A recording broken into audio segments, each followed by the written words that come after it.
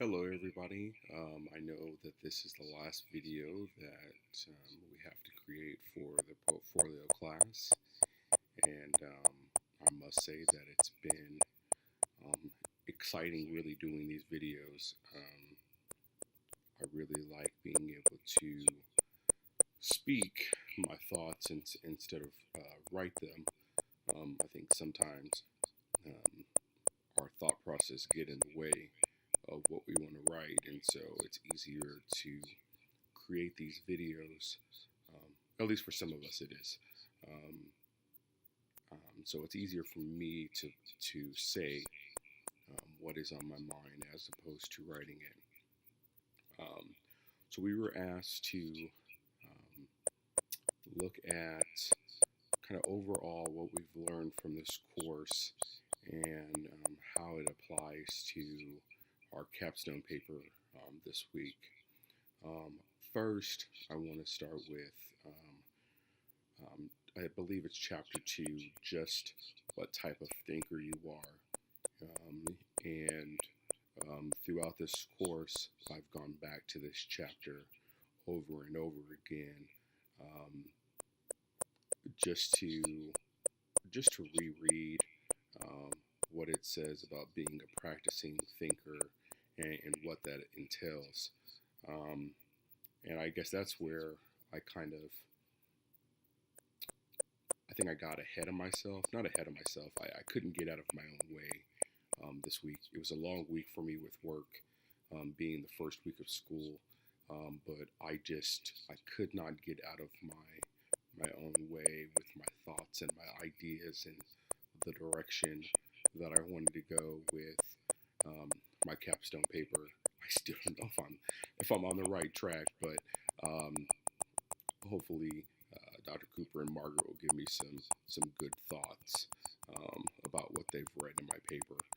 Um, so anyway, thinking and really taking the time to process your thoughts and how we want to go about things. So chapter two was very important for me throughout this class. Looking at the 9 standards of thinking and how they apply to my paper. Let's take number one, clarity. Um, am I saying what I intend to say?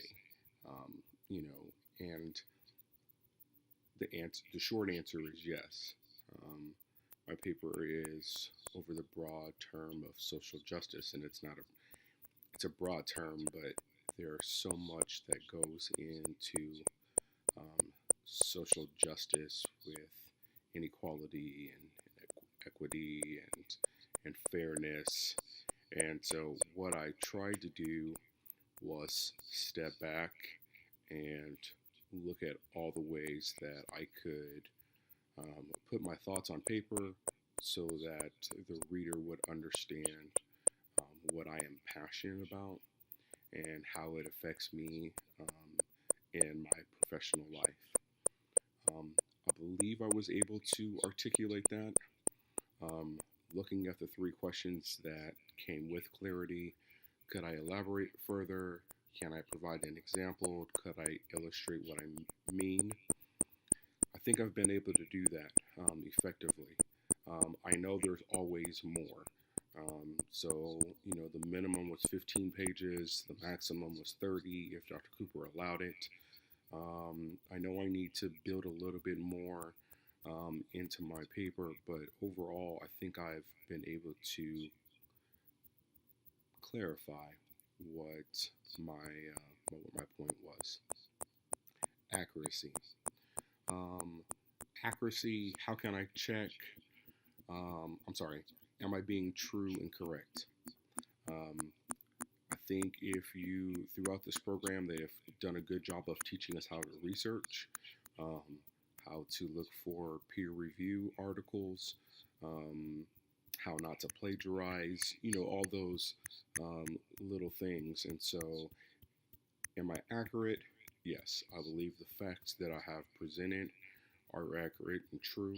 I've been able to cite them um, and not plagiarize. Precision. Am I being exact? This for me is one of the hardest things, um, because I always think that I could give more. Um, it's just, could I be more specific?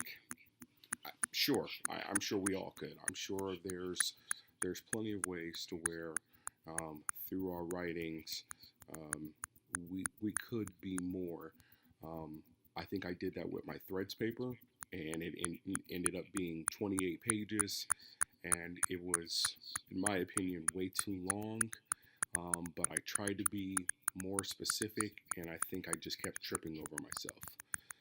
So with my capstone paper, I tried to be more precise, straight to the point, and give specific examples. Um, Relevance is what I am saying closely connected to the matter at hand. Definitely. We are living in a time right now where our leadership is trying to drive our country one way. Um, just our personal morals and values, um, are to the far left, and right now there's no middle ground. Um, Look, I understand that illegal immigration, um, does take away individual jobs. Um, I just think there's a better way to approach the issue at hand with equality with illegal immigration.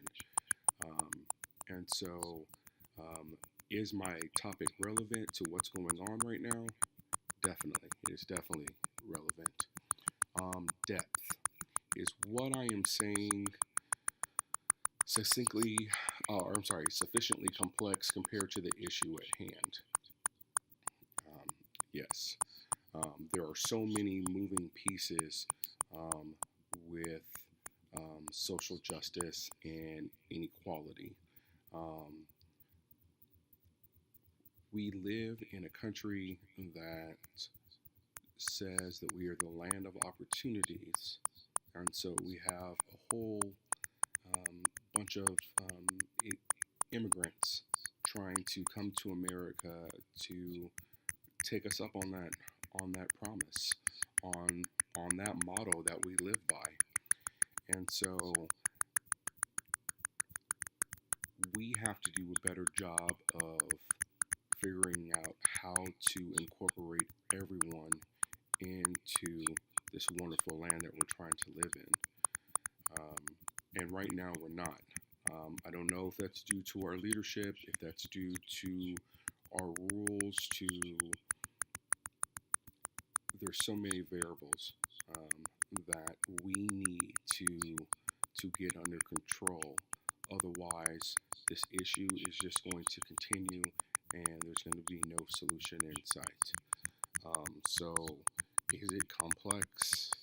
Yes, it's complex. There are many questions that we have asked and we don't have good answers to right now.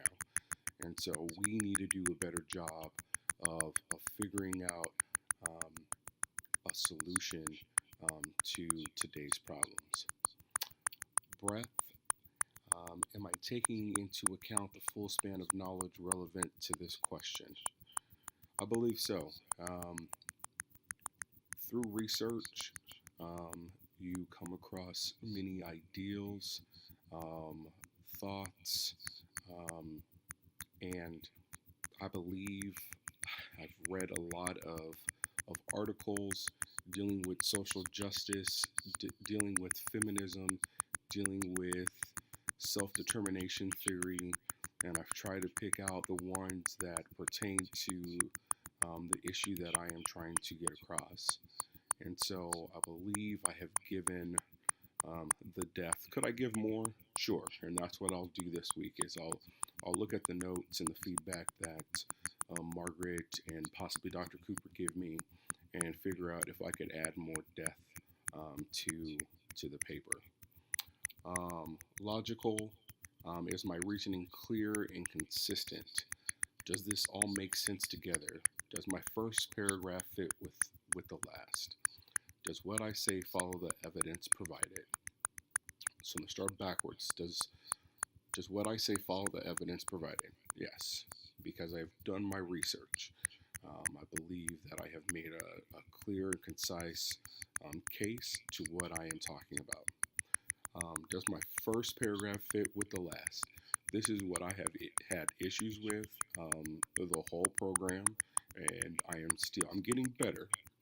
Slowly getting better, but I have to do a good job of expanding on my intro, giving a clear thesis statement, and then remembering to revisit it in my conclusion, so that the reader can clearly see the point that I'm trying to get across. Hopefully, I've established it through the body of my paper, and then I've reiterated it or rephrased it in my conclusion, and make everything tie together. So once again, I have had issues with it, but I believe I'm getting a little bit better at it. And does this all make sense together? And I believe I've done a good job of doing that.